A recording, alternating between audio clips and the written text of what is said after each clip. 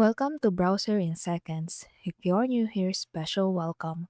In this video, I'm gonna teach you how to reset the Brave browser settings here on a PC or desktop.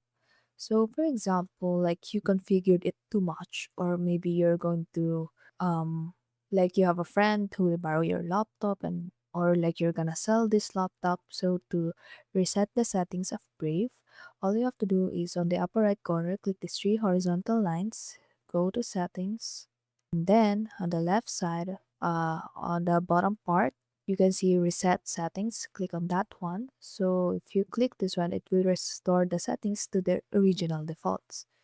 So these are just some information that you should be aware of, that it might reset some Brave settings and shortcuts. It will disable extensions, and it will delete cookies and other temporary sites and data.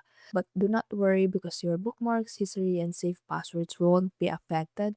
It's just that like the setting preferences will be changed to default settings. You can just click reset settings if you're okay with that, and there you have it. Like, there will be no prompt, but once you explore the settings over here, it will be restored to the default settings. And there you have it. Thank you, and see you in the next video.